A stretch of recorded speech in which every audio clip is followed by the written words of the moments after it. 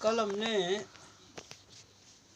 फुटकर विक्रेताओं की उत्पादकों और थोक विक्रेताओं के प्रति सेवाएं देख पड़ी। अगले स्टेप में हमें उपभोक्ताओं के प्रति फुटकर व्यापारियों की क्या सेवाएं होती है। बेटा, हम लोग हमेशा ये सोचते हैं कि ये फुटकर व्यापारी हमसे कुछ पैसा ज़्यादा लेते हैं, इनकी आय ज़्यादा है। बट यदि हम उनकी सेवाओं को देखें तो उनके द्वारा चार्ज किया गया अतिरिक्त राशि कोई बहुत बड़ी राशि नहीं है।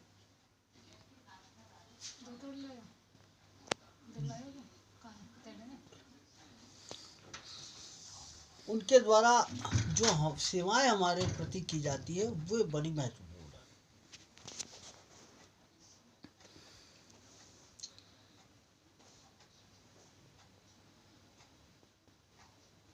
बेटा, कुछ वस्तुएं विशेष स्थानों पर ही मिलती है, उनका उत्पादन विशेष स्थानों पर ही होता है, लेकिन वो हम सब काम में लेते हैं।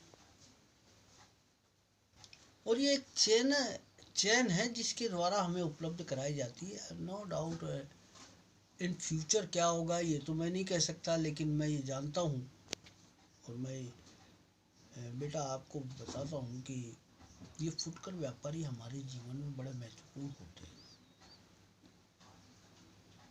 मुझे एक वाकया याद आता है बेटा।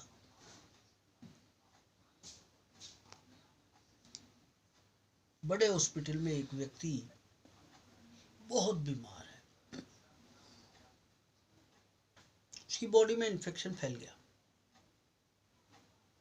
मेनोरियम नाम का एक इंजेक्शन लगता है जो महाराष्ट्र के एक स्थान पर किसी जीव की ब्लड से तैयार होता है। कोई जंतु है उसकी जीव और वो वहीं मिलता है। अब देखिए फुटकर व्यापारियों की सेवाएं कि आपने डॉक्टर ने लिखा और आप जाके और सामने से ले आए, एसएमएस के सामने मेडिकल स्टोर से पेशेंट को दे दिया, उसका जीव बच गया।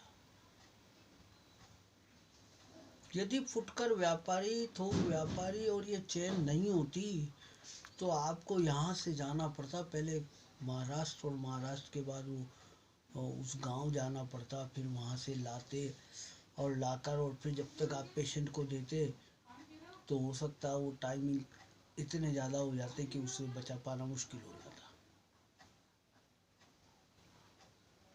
इस तरह से बहुत सारे एलिमेंट हैं जिनसे हम ये कह सकते हैं कि फुटकर व्यापारी हमारे जीवन में हमारे उपभोक्ताओं के लिए बहुत बड़ी सेवाएं देते हैं। उन सेवाओं में पहली सेवा है बेटा उत्पादों की नियमित उपलब्धता। वंस अपॉन ए टाइम, बहुत पहले की बात है, आदमी की आवश्यकताएं कम होती थी और वो कम चीज़ें लिया करता था। आज बहुत सारे उत्पादों की आवश्यकता होती है। वे उत्पाद विभिन्न स्थानों से एकत्रित करके हमारे यहाँ तक, हमारे निकट वो उपलब्ध कराता है। नए उत्पादों के संबंध में सूचना। फुटकर विक्रेता प्रभावी रूप से वस्तुओं का प्रदर्शन करते हैं, बेचने में व्यक्तिगत रूप से प्रयत्न करते हैं और इस प्रकार वह अपने ग्राहकों को नए से नए उत्पाद के बारे में जानकारी भी देते हैं, उनकी आगमन, उनकी विशेषताएं, उनकी उपयोगिताओं के बारे में अवगत कराते हैं और सेल्स प्रमोशन का ये एक महत्वपूर्ण अंग होता है। क्रय में सुविधा। फुटकर व्यापारी बड़ी मात्रा में माल क्रय करते हैं। उन्हें ग्राहकों की आवश्यकता अनुसार छोटे छोटे रूप में, छोटे छोटी मात्रा में बेचते हैं। ये फुटकर व्यापारी अधिकांशतः हमारे घरों के निकट होते हैं।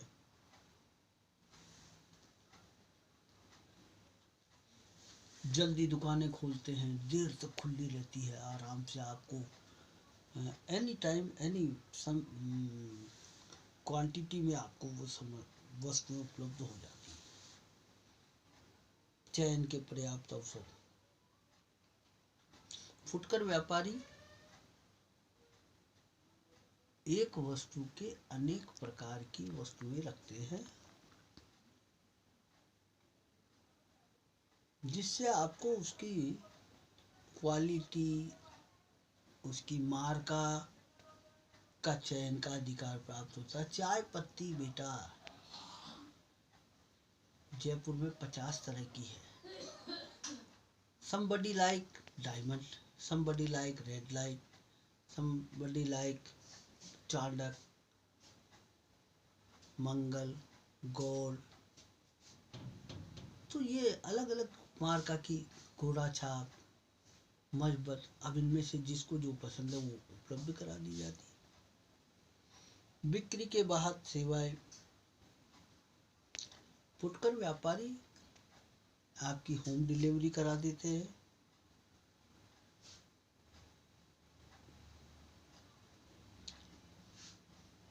ग्राहकों की ओर ध्यान देते हैं, ग्राहकों का विक्रय पश्चात भी सेवाएं देते हैं। आपने देखा होगा गेहूं सप्लाई कर दिए और फिर जी बाद में आपने कहा जी हमने साफ कर लिए गेहूं, तो फिर उनको पिसवा कर उपलब्ध करा देते हैं। उधार की सुविधाएं। और देखिए बेटा, जितने भी ये परचूनी वाले छोटे दुकानदार हैं, इनकी तो दुकानदारी उधार पे चल रही है बेटा।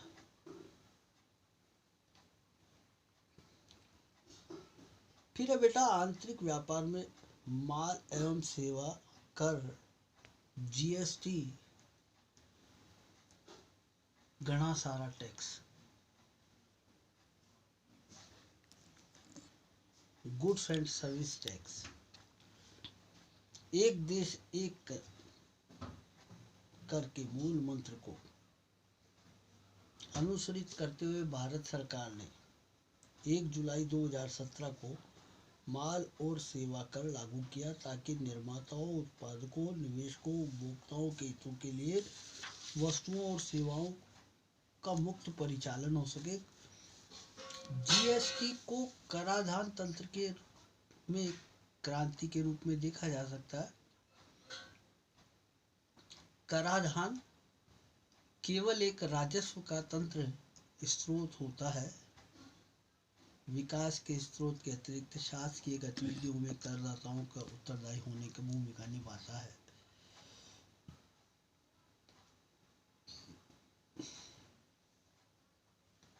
सार्वजनिक कोषों का प्रयोग कुशलतापूर्वक सामाजिक उद्देश्यों की पूर्ति और सतत विकास के लिए किया जाता है। वस्तु और सेवा कर एक एकल कर है जो निर्माणकर्ताओं से लेकर उपभोक्ताओं तक वस्तुओं की सेवाओं की पूर्ति पर लागू होता है। जीएसटी के लागू होने पर केंद्र और राज्य सरकार द्वारा बहु प्रत्यक्ष कर निरस्त कर दिए गए। संपूर्ण देश में एक संयुक्त बाजार परिवर्तित हो गया। जीएसटी से 17 अप्रत्यक्ष कर, 8 केंद्रीय, 7 राज्य स्तर पर 23 उपकरों का प्रतिस्थापन किया गया। जीएसटी में केंद्रीय जीएसटी और राज्य जीएसटी का समावेश है। जीएसटी के मूल्य को संकलन के प्रत्येक स्तर के प्रभार के रूप में लिया जाता है। कर जमा करने की प्रक्रिया के माध्यम से मूल्य पंक्ति के प्रत्येक पूर्ति स्तर पर निवेश उगाही को विक्रेता द्वारा प्रत्यक्ष रूप से रखा जाएगा। जीएसटी का भार उपभोक्ताओं पर लागू होगा। इस कर प्रक्रिया के कारण जीएसटी को गंतव्य आधारित उपभोग कहा गया। मूल्य पंक्ति के प्रत्येक स्तर पर निवेश जमा के प्रावधान को कर दर से कर स्थिति को प्रभाव रोक लगी है। जीएसटी की जो विशेषता है वो ये है कि जीएसटी भारत के सभी राज्यों में लागू है। जीएसटी वस्तुओं और सेवाओं की पूर्ति पर लागू है, न कि वस्तुओं के निर्माण, बिक्री अथवा संयुक्त सेवाओं के प्रावधानों पर। उद्गम आधारित कराधान सिद्धांत की अपेक्षा जीएसटी गंतव्य आधारित खपत का सिद्धांत है। वस्तुओं और सेवाओं का आयात अंतर्राष्ट्रीय आपूर्ति माना जाता है। प्रति लोक प्रभार के आधार पर आईजीएसटी होगा। जीएसटी परिषद के अधीन सीजीएसटी, एसजीएसटी, आईजीएसटी दरों की उगाही की गणना केंद्र और राज्य सरकारें आपसी सहमति के आधार पर करेंगे। सभी प्रकार की वस्तुओं और सेवाओं पर जीएसटी 4 दरों से लगाया जाता है: 5%, 12%, 18% और 28%।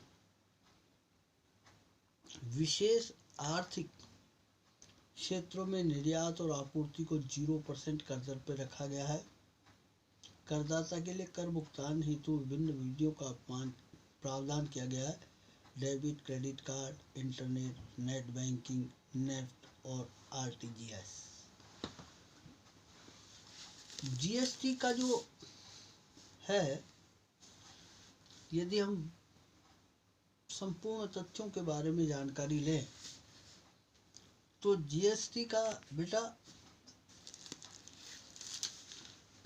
जीएसटी में बहु करों का समावेश है, जिसके कारण देश में केवल एक कर लागू है। सभी प्रकार की वस्तुओं और कीमतों में समानता लाई गई है। यही कारण है कि कुछ किस्म की वस्तुएं और सेवाएं सस्ती हुई है, कुछ महंगी भी हुई है। जीएसटी लागू होने से सुख संसाधन, जो आरामदेह वस्तुएं हैं, उनके मूल्यों में वृद्धि हुई है, जबकि दैनिक उपयोग की आवश्यक वस्तुओं की कीमतों में कमी आई है। जीएसटी का स्रोत पर कराधान नहीं है, अतः गंतव्य कर अर्थात उपभोग कर है। मान लीजिए एक वस्तु तमिलनाडु में निर्मित होती है, दिल्ली में बेची जाती है, तो कर का प्रभाव दिल्ली के उपभोक्ता पर आएगा।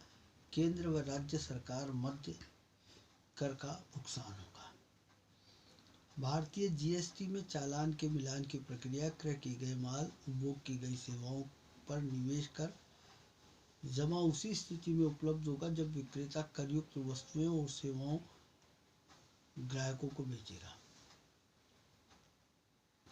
यह वस्तु और सेवा का नेटवर्क जो है स्वयं द्वारा नियंत्रित प्रक्रिया है।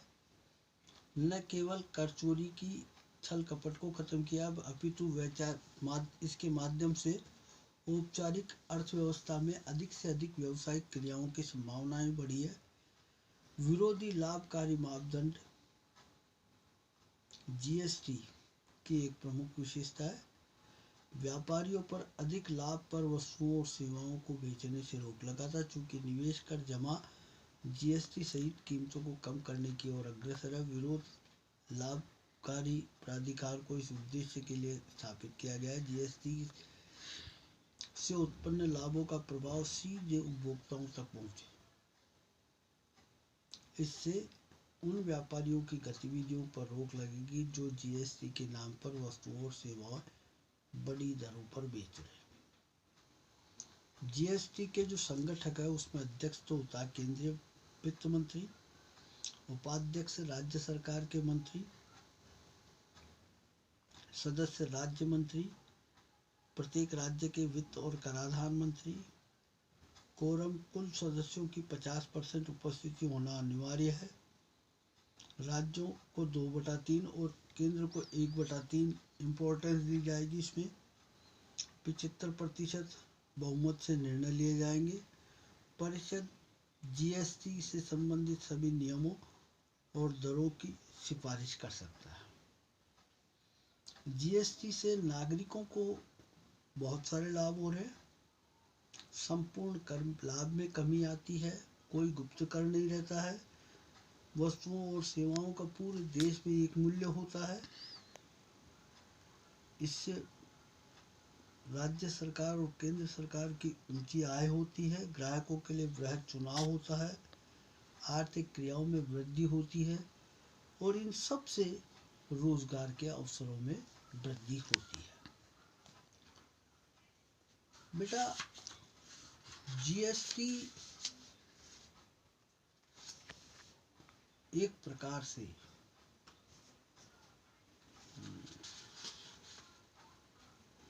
संपूर्ण राष्ट्र को